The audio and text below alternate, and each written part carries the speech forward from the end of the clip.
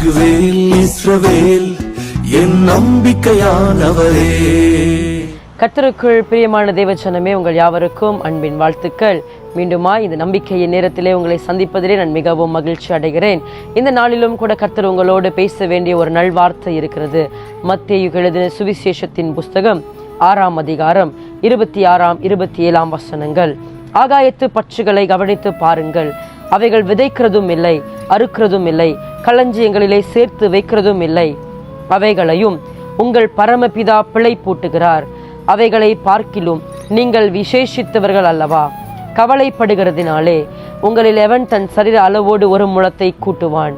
பிரியமானவர்களே, இந்த நாளிலும் கூட இந்த நம்பிக்கை நேரத்தில் இணைந்திருக்கிற நீங்கள் கவலைகளோடும் கஷ்டங்களோடும் பாரங்களோடும் இருக்கிறீர்களா?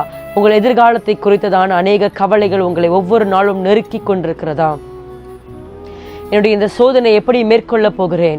எனக்கு வருகிற பிரச்சனைகள் கடல் அலைகளை பார்க்கிலும் அதிகமாக இருக்கிறது என்று புலம்பிக் கொண்டு அழுது கொண்டு இருக்கிறீர்களா?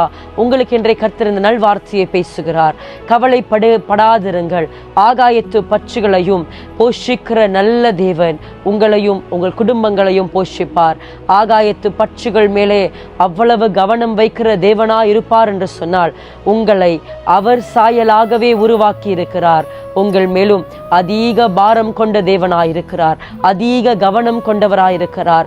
ஒவ்வொரு நாளும் நீங்கள் கூப்பிடுவதற்கு முன்பதாகவே அவர் உங்கள் வேண்டுதல் என்னதென்று அறிந்திருக்கிறார். நீங்கள் எதை யோசிக்கிறீர்கள், எதை நினைக்கிறீர்கள் என்றும் கர்த்தர் பரமபிதா அதை எல்லாவற்றையும் அறிந்திருக்கிறார். பிரியமானவர்களே, எதை குறித்தும் கவலைப்படாதிருங்கள். உங்கள் இருதயம் கலங்காதிருப்பதாக. தேவனிடத்திலே உங்களுடைய வேண்டுதல்கள், உங்களுடைய கவலை, கஷ்டம், பாரங்கள் எல்லாவற்றையும் இறக்கி வைத்து விடுங்கள். நிச்சயமாய் அற்புதத்தை காண்பீர்கள். என்னோடு கூட இந்த சிறிய ஜெபத்திலே இணைந்து கொள்ளுங்கள்.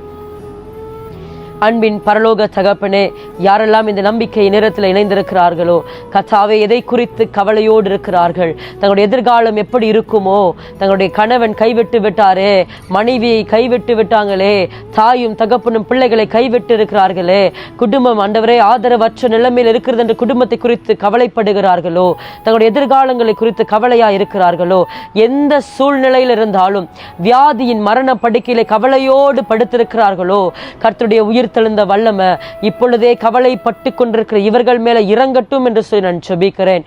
கர்த்தாவே, கவலையெல்லாம் மாற்றி போட்டு நாளைய தினத்திற்கான கவலை இவர்களுடைய இருதயத்தில் இராதபடிக்கு பரமபிதா இவர்களையும் போஷித்து நடத்துவீர் என்கிற ஒரு விசுவாசம் நான் ஜெபிக்கிறேன். இப்பொழுதே இவர்களுடைய இருதயங்களை தொடுவதாக என்று சொல்லி ஜெபிக்கிறேன்.